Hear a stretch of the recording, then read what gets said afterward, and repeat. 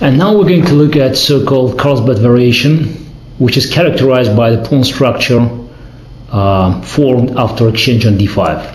C takes d5, E takes d5, and white normally goes bishop g5. It seems a little bit illogical after what all we discussed, that black's main problem in the queen's gambit decline is bishop c8, that white is voluntarily taking on d5, reducing tension in the center and opening this diagonal for bishop, which could go on e6, f5, or even g4.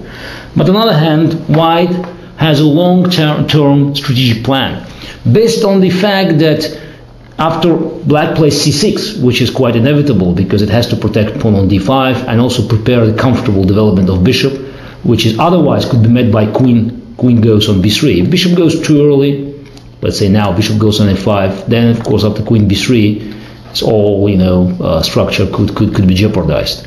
So after c6, white in theory could start preparing so-called minority pawns attack, where white could start pushing b4, b5, if necessary. After a6 they can play a4 and then b5, and exchanging pawns on the queen side and creating the weakness.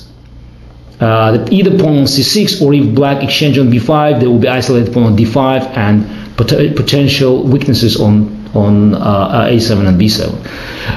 It's all good in theory, and of course black could have their own chances of trying to occupy e4 square and potentially creating some chances on the king side.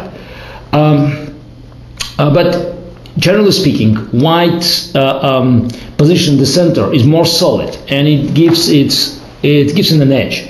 Not necessarily long-term initiative, but possibilities for varying the plans, using its slight domination in the center.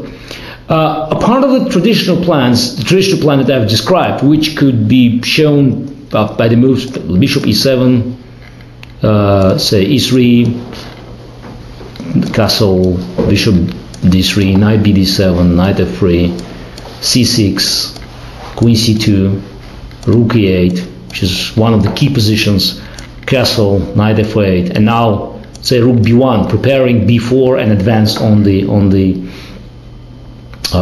queen side. White could always also play say rook e1 here in this position, trying to install knight on e5 and then protected by pawn on f4. And there are certain positions that could arise after bishop e6, say just all the lines are general, I'm not quoting any games.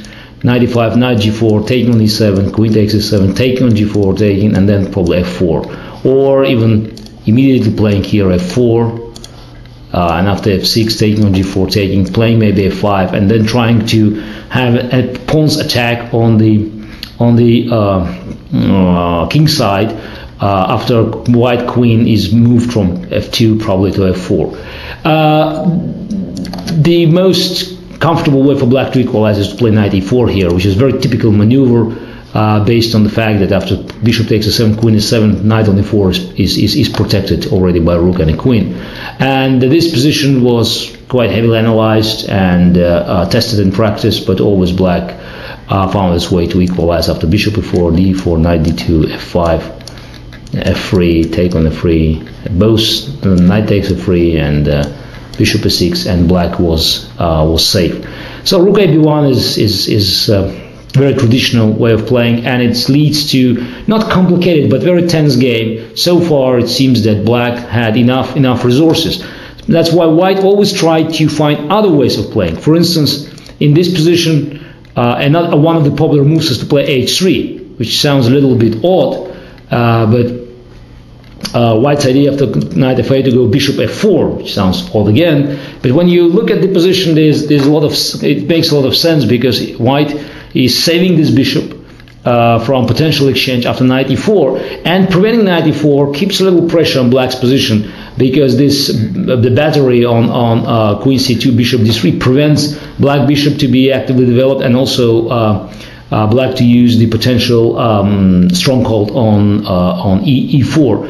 So after bishop d6 and exchanges, white could go either long castle or short castle, and it leads to different positions. But even a long castle, remember the Rubinstein's idea, gives white some nice chances of attacking, of combining the attack on the king side with potential pressure on the center, because black will have inevitably play c6, c5, prepare some counter attack on the queen side, but then after exchange on c5 there will be an isolated pawn on d5. So it's black could also start playing knight g6 here, and then after bishop h2, bishop d6 again, and now it seems that black has an extra tempo, but after a long castle, g4, g5, and potentially h4, h5, knight on g6 could give an extra tempo for white to create initiative, to develop the initiative here. One of the games to be looked at in this line is Portisch-Larsen. Their match in 1977 convincingly won by Portisch, both the game and mentioned game, and the match. White also played h3, it's a favorite Karpov move, after castle and knight f8. The idea is quite similar. White is trying to avoid all the exchanges, and after knight e4 it could simply go bishop f4, keeping the bishop alive, and then black has an unpleasant choice. To protect knight on e4 it has to play f5, but then you see the e5 square is too weak. So that's why black normally refrains from knight e4, and then white also could go bishop f4, or if black plays knight g6, actually holding the bishop there, then white prepares the attack on minority attack on the queen side, even giving up the bishop, because then eventually black can avoid having not isolated, but the weak pawn on c6 after all the exchanges, which gives white small but solid and enduring edge. White also has other plans that we should mention. It could also try to place its knight on e2, so developing the pieces starting with queen c2, for instance, c6, knight ge2, rook e8, and now again both castles, a long castle and short castles, being played and considered interesting ways for white to play for advantage. Personally, I always preferred short castle, and I played this position a number of times. Because here is white, a part of the traditional plan with b4, b5, has another interesting idea of playing f3 and e4. So trying to actually use the possibility of organizing a strong center. And also it changes the nature of the game. My practical experience, and I think the general results are somehow in favor of white, and I could quote a few of my own games that were played. One I beat Ulf Andersson in Belfort World Cup in 1988 in this position, and it could demonstrate the ideas that white always use in this modified version of Carlsbad. Also, I won one nice game against Nigel Short, now World Championship match in 1993. There was a different moves order.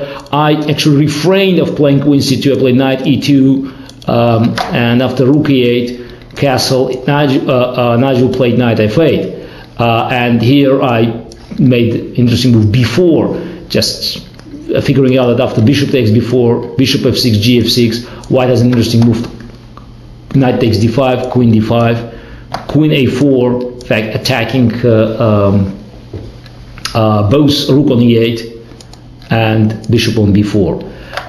So the best line in fact for black is something like bishop h3, knight f4, queen a5, take, knight takes h3, knight e6, and white has small edge. Knight is not well placed on h3, but black's pawns are also not good. So Nigel didn't take the pawn. He continued this quiet development, but then white actually managed to protect the pawn on b4. I think I either played a3 or queen b3 in this position, and then combined two plans with f3 and potential development of initiative on the queen side. I managed to win the game. And those are different versions, of different modifications of white's White's plan in this line. We should also mention that Black very often used the trick of playing knight bd7, rook e8, knight f8, refraining from c6, because they always had in mind that if White king goes on the queen side, so if White castles on the long side, then Black would always play bishop e6, rook c8, c7, c5, saving a tempo, not wasting a tempo on c6.